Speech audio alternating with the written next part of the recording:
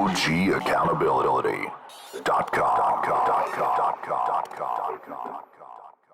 Good morning, all. We're here in, I wouldn't call it a dojo. No. Just the gym. Yeah, just the Martial Arts Academy. Whatever. Here in Condition 1 Combat Center with. Yeah, that's what we call it right there. Combat Center. Combat Center with Joe Morris. Joe's been a regular staple on the show, brings a lot of balance, a lot of knowledge in a lot of areas.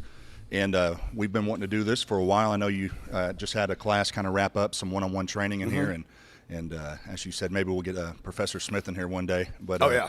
Really glad to be here. And we're kind of just jump right in it. You know, we've talked several times about response. We've talked about being attentive to what's going on in your life around. And you said something when I was going back and doing some editing that is so true. You can be ready, but you can't be ready all the time. Right. You can't walk around in hypersensitive, I'm ready to go mode 24/7.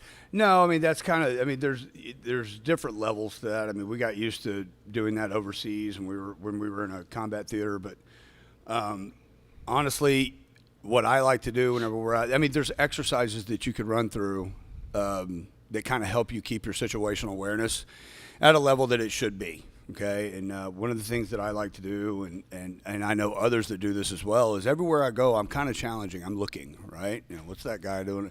You know, what's that guy all about? And I'm looking. You know, could he possibly have weapons? Even though it's completely innocent, you know, it still keeps me sharp, right? You're always looking for that person who could give you trouble, and if you're always on that, if you're always looking and challenging in your mind. Then that'll keep you sharp. And it's practice, right? It's all it's doing is practice. It's practicing that mindset, practicing everywhere we go, paying attention to what's going on around us, who's in the room, looking for certain things that stand out that probably don't belong. So just situational awareness. Situational awareness. And, you know, now that I'm a little older, when I was younger, I didn't go a lot of places. But you know what's funny? I don't have to worry about certain things because there's places I don't go anymore.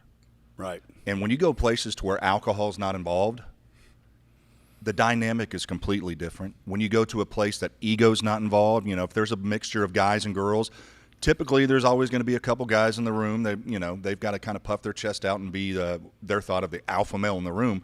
But what's funny is when you kind of grow older and you go different places, some of those thought process and those threats you don't have to deal with anymore. But sadly, we're now seeing stuff pop up where we never thought we'd ever see it before.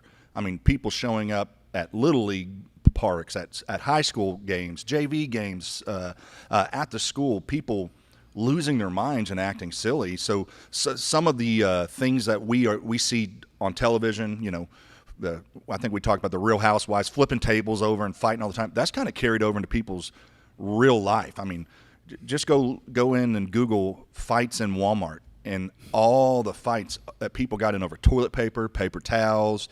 You're cutting in line. So you really don't know what you're going to deal with. You can really only take care of yourself. And one of the things that you've always said to me that has stuck with me, the majority of this stuff can be solved if you just walk away. Right. I mean, there's no need to really engage in that kind of behavior with someone, you know, because there's no good's going to come out of it. You know, regardless of once ego gets involved, you know, once you remove that, you know, then you know what real threats are. You know, if it's somebody there posturing, you just walk away because that's not really important. Yeah. Especially if it doesn't have anything to do with your quality of life or your quality of life being taken from you. Those kind of stand out, right? They start to stand out as what's important and what's not important. Yeah. And none of those egotistical conflicts are enough for people. People should not be getting engaged in that, right? And with training, a lot of that ego gets put on the shelf, you know, and that helps, right? Because that helps prepare you for those moments.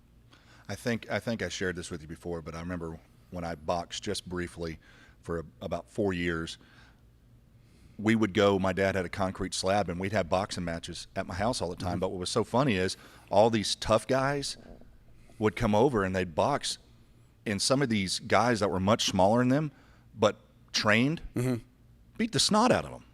Now, we understand it's different in a fight and different, but it really showed me that if you train at something, it's just like if you think you're going to go play chess against a world-class chess player. Well, yeah. Well, when you said, like you said, things are different in a fight. Well, are they really? Because if you think about it, those guys that are trained, whether it be boxing or grappling or whatever it may be, I mean, they're practicing fighting all the time. I mean, that's literally what they're doing. Yeah. What are you going to do? Hit them? Right. They train for it. And the thing is, I mean, they're preparing for it, right? Yeah. So where they may have some anxiety and an adrenaline dump, that goes with, engaging in some type of conflict like that or engaging in a physical altercation. They're more used to that adrenaline dump. They're more used to that anxiety because they get the conditioning on the mats. They're training on the mats. They're constantly put under stress. I was put under stress last night. Yeah, you were right. Yeah. I mean. And it's just get through it. So what those tough situations do is they prepare you for the tough situations you could face out there, especially against someone who may not be used to that, right? Yeah. That you can really use that to your advantage if you have to. And there are rarely any instances where you need to engage with somebody in a physical conflict outside, right? Very few instances where that actually happens. Yeah. And most of the time when it does happen, it's over something so minute. But ego gets involved. Yeah, it's ego driven. It's ego driven. Yeah, so, it's ego driven. Speaking of confidence, this coming weekend, y'all's second anti-bullying class that y'all having. Yes. And I told you my daughter's so excited about it. She's not going to a birthday party. She's like, no, I want to go there. Right. And so share that success y'all had on the first. Yeah, we had 30 kids here, almost 30 kids here last weekend. It was a huge success. We got to train with all the kids, teach them a little bit of grappling, and what we got to do was what Matt Smith did, and he's putting this program together, is he actually taught them reporting procedures, right? Okay, when stuff starts happening, you need to start reporting it. Okay, report it to your parents, report it to your teacher, report it to your parents, report it to the principal. Make sure there's a line of you're reporting this stuff, right? You are letting people know that this is happening, and and then we train some of the physical part of it, right? Getting inside punching range, getting into the tackle, getting the takedown, and then getting on top and really controlling your opponent, controlling them from the top position, which, is good because now if you can get in that top position, you can really not only control that person's movement, right? Because you've got them on the ground, but you also minimize the damage you could do to yourself. And this is important too, especially for kids, or the person on the ground, right? You could scale that force. You don't have to sit there and beat them into the concrete. You could sit there, maintain inside position, get a good mount, and you could hold them there. And a kid who's not experienced in getting out of stuff like that's going to have a real problem with a trained kid who knows what they're doing. It puts you in the driver's seat. Yes, 100%. It's control. Control. Right? You are able to control that situation and scale the force that you use. Now, are there going to be instances where, hey, look, they may need a little bit of motivation to stop, it's like, and you can do that, maybe open hand palm heel strikes, they stop, but you can't do that if you're, not in that advantageous position. You have to get that position of advantage. And it's so prevalent, the bullying that's going on. I mean, last year when we first started recording, remember we had that young lady there in Barbers Hill who was bullied horrifically, ended up taking her life, and a second one 3 weeks later tried. That's so sad. It's very sad. That breaks my heart to hear stories like that because, kids are kids.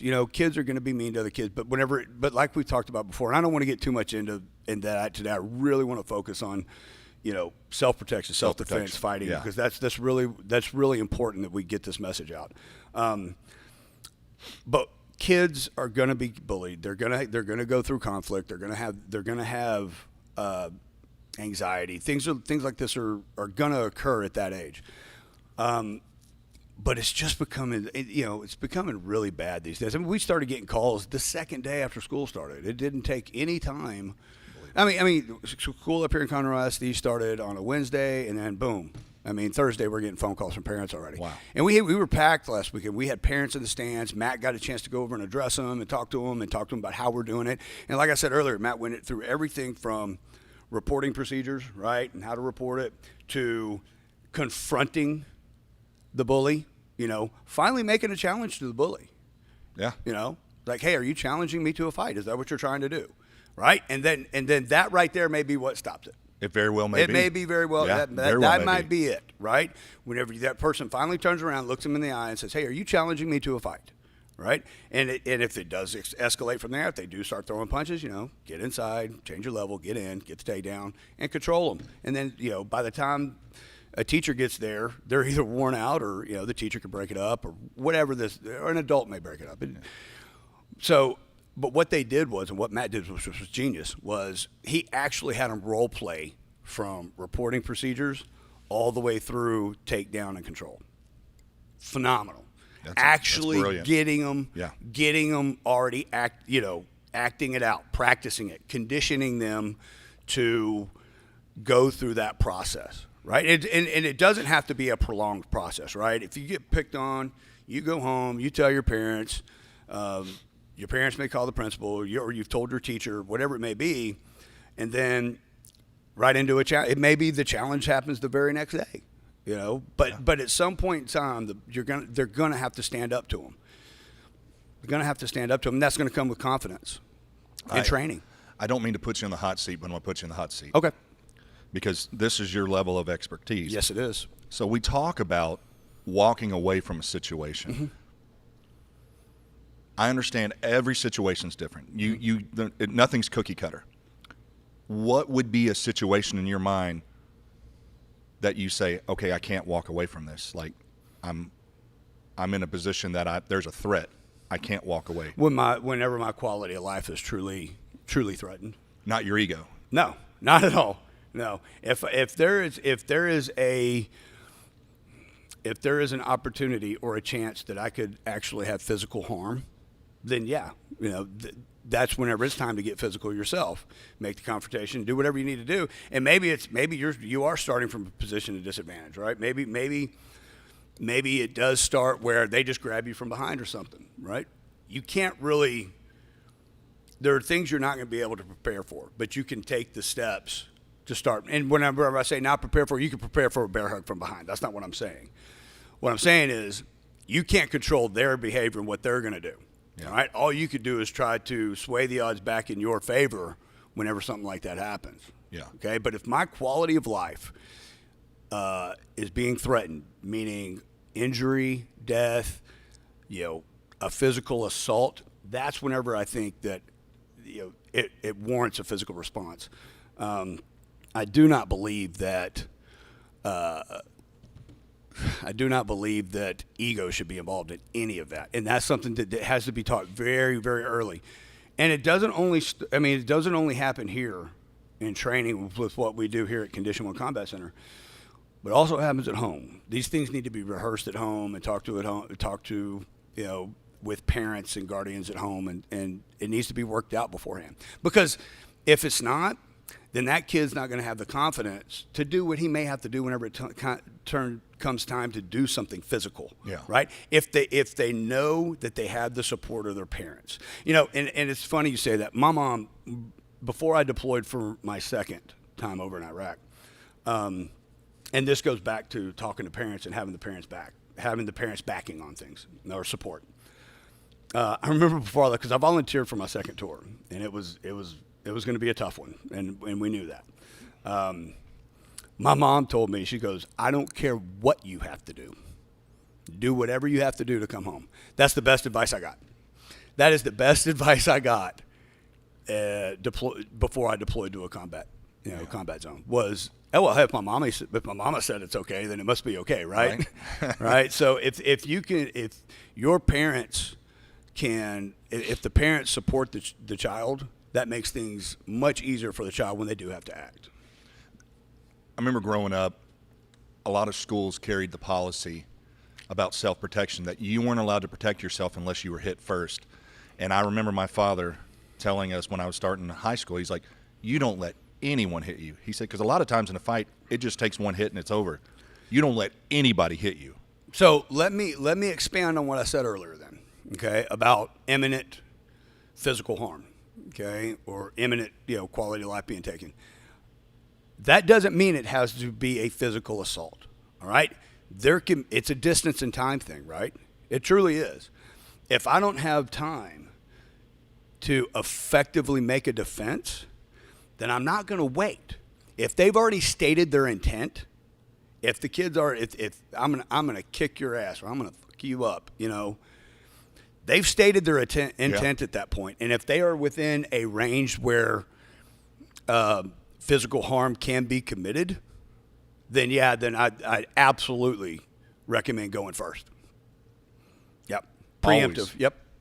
Don't ever let anybody take a shot on you. No. Ever. No. Ever. Not at all. And there is so many instances that people get involved in things and they don't know what to do. Right. Come on down. So one of the things that we do train here is we talk about the imminent threat, right? We always go off of we've been training with a punch with some of the kids, getting, if that bully's going to throw that big haymaker, going to throw that big, cheap shot, I guess you could say.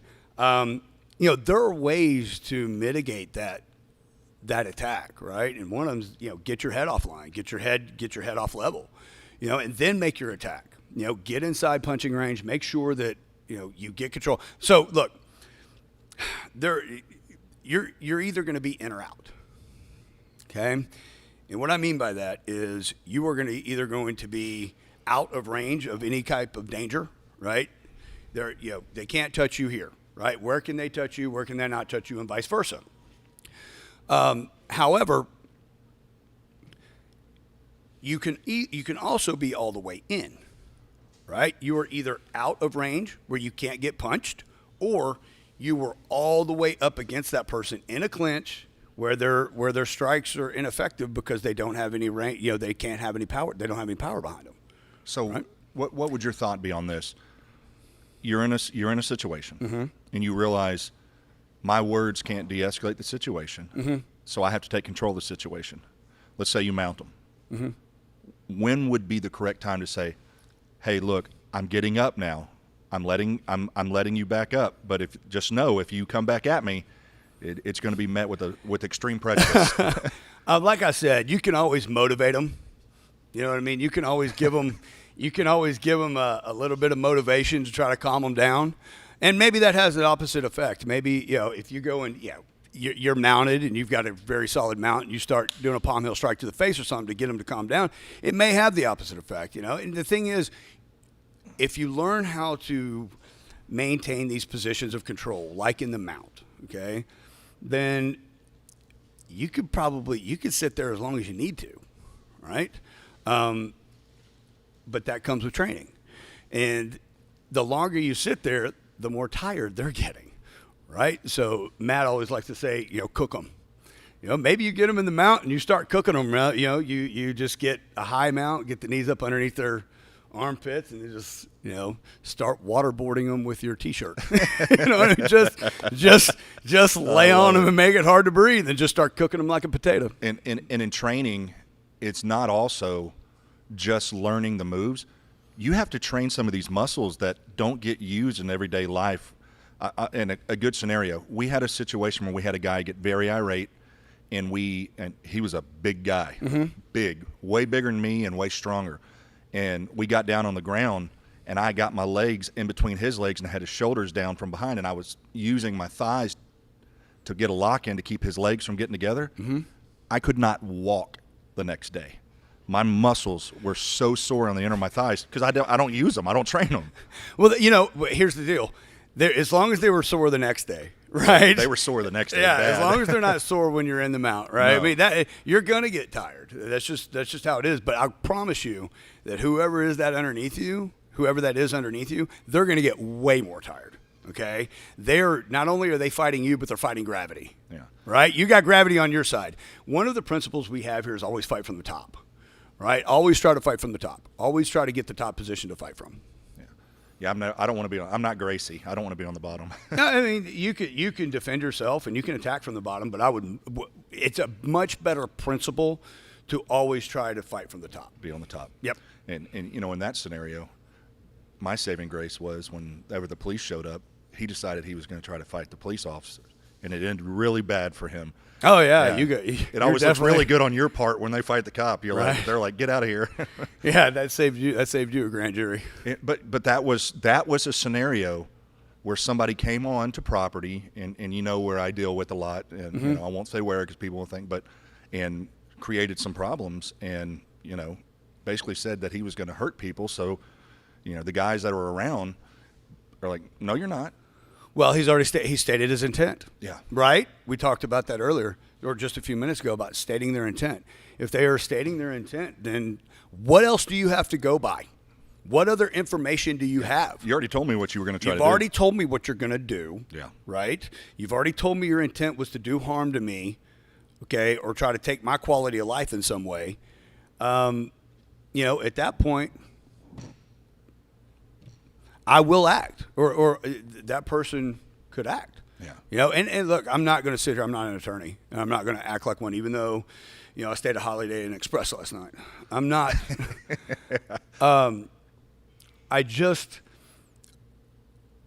I don't care about that kind of stuff, and I'm not going to use any stupid cliche terms like "better be judged by 12, carried by 6," whatever. I'm not going to say that, right? Because it's stupid. I think it's better to not be hurt. Yeah, you know, just if they've stated their intent at this point, I have no problem whatsoever taking action, right? Because I'm going home to my kids. Yeah. Right? I'm going home to my family. I've got people that are important in my life. You know, and like I said, legal ramifications, I'll deal with those later. But, you know, you have to be able to articulate it too. And something I've noticed in here, since you start with all ages, this can be a family affair. Oh yeah, Mom, dad, kids, all the way down. Oh yeah, one of our best-selling memberships is the family package. Family package. Yeah, you know, family package, and it's such a, you know, by the time you get in here and everybody's doing the programs, you're paying less a month than you normally would, you know, for an individual. When you deal, I remember when I was about 22, you know, full of ego. We had a guy that wrestled in college. He came down from Iowa, and I had one of my firefighter buddies over that was, you know, big guy, and they get to wrestling, and he Didn't last long, did it? It didn't last long at all, and they were like, "How is this guy just destroying everybody?" I'm like, Yeah, that's what he does. Yeah, you know, I got a funny story. You know, before I was a skilled instructor and coach, and before, you know, I had a lot of experience, I got into a lot of fights when I was younger, right? I mean, you knew me growing up where we grew up, and I was raised hell. But I remember getting to the Marine Corps, and we got through boot camp, ended up in School of Infantry, and I ran into a wrestler, and we had been drinking. And that was the first time that I was like, wow, this is not where I want to be, with my elbow in my ear. You know, I think he did a half power Nelson on me, and just absolutely wrecked me in the middle of the squad bay. And that's whenever I was like, damn, you know, there's a lot to this. Yeah. So yeah, wrestlers you run into a wrestler, you know, because what do wrestlers do? They go to the pin ground. you down. They pin you to the ground where you can't move, right? And they control you. Yeah. That's wrestling, right? Getting the takedown, getting a person on their back and controlling them. Perfect for self-defense. Absolutely. Right? We just talked about that earlier, being able to control someone on the ground. And think about how mixed martial arts has completely exploded. But remember, years ago, we go back 15, 20 years ago, the Matt Hughes era, and he would from Iowa, a wrestler. The wrestling dominated all of MMA. Well, then you had people start training from the time they were 4 years old. By the time that they were making it to the UFC and these other fighting, Bellator, different places like that, when they get there, they know how to combat against that. But somebody who has no clue what they're doing, and you get with a guy that or a girl that has training, that, you know, that's like Ronda Rousey, Holly Holm, differently. You would never catch me in the ring with those women. They would beat the snot out of me. And you get somebody with the right training, and we're seeing it so prevalent now. I mean, MMA became one of the biggest sports in the world. Yeah, well, there's a lot of reasons for that. It's because it's entertaining. Yeah. You know what I mean? And I've been to a fight where every tough guy in the world was, you know, in the stands, and I'm like, this could be bad. You know, if watch MMA, Okay, and I tell our students that. I even tell our kids program students, like, look, watch what they're doing. Okay, watch the control, especially when we're talking about getting in or out. Right, it's one of the reasons wrestling and jiu-jitsu do so well. I mean, wrestling and jiu-jitsu, that grappling combination there. I mean, it's nasty. Does jiu-jitsu have an element of wrestling to it? Absolutely. So it's kind of like what, wrestling on steroids, or Yeah, jiu-jitsu is, you can attack from the bottom. The goal of wrestling is to put people on their back and hold them there, and you can be on your back in jiu-jitsu and attack from there. That's what makes jiu-jitsu so cool. Yeah. I've totally turned into the last year and a half. I've turned into a total jiu-jitsu nerd. I mean, I am a jiu-jitsu geek. I love it because it's so practical. The first time that you get underneath somebody who really knows what they're doing, a really good jiu-jitsu practitioner like Matt Smith, you know right away that you are completely at their mercy. And you always said it's very humbling. Yes, it's absolutely humbling. And it's not only getting to those positions to hold. You can get to those positions and really throw effective strikes, in a dominant position where there's not much recourse for the person underneath you, right? I mean, like I said before, not only are they fighting you, your weight, they're fighting gravity. And a lot of that stuff is absolutely translated into self-defense. Okay, and I look, and we'll get into this here. I'm going to finish, but I'm going to get into other people that don't think the same way. Okay, being able to control a person, okay, is what's going to keep you safe. Okay, it's going to be able to keep you safe, and that is going to happen through grappling. You've got to know how to grapple. We talked earlier about being able to get in or out, right? If you get inside, they're not going to be able to land those big strikes on you, okay, like they would. You're either out or you're in, but you are never here, right? You're either all the way out or all the way in. But what I'm not doing is I'm not standing in front of somebody where they could reach out and touch my forehead and knock my nose through the back of my skull. Yeah. You know what I mean? That's not where I want to sit. I don't want to stay there. Now, will I work from the pocket to get somewhere else? Absolutely. But I'm generally, our philosophy is get inside, improve your position, get a takedown. And, of course, you get the takedown, you control the takedown. You can maintain that position and still maintain situational awareness. Okay, so that's where I hear these people say, "Oh, I ain't going to go to the ground in self-defense because they're, what if they have friends?" Okay, what if they have friends and you're standing up? If they have friends, their friends are going to jump in. It doesn't matter. If you're standing up, it doesn't. I mean, I get you have mobility, but you're still fighting multiple attackers. Okay, and I know we get asked this all the time. Okay, will so and so system or so and so's, art or discipline, they teach you how to fight 5 guys at one time. You got to learn, bro. You got to learn how to fight one guy first. Okay, that's good. Before you think you're going to take on 5 people, you better be able to beat one first, right? If you can't beat one, you're not going to beat 5. Yeah. Okay, you need to learn how to fight. There's no magic pill you can take to all of a sudden be, John Wick. That doesn't happen. Well, that's called Hollywood. That's called Hollywood, and that's called other systems that suck. You just said something. It struck something to me. And we can take a break after this if you need to. Is there anything, when it comes to true protection, is there anything called a fair fight? No. But I will say this. A skilled fighter needs to be able to control. Okay? And that doesn't only mean control their opponent or their attacker. It also means they need to be able to control their own emotions, right?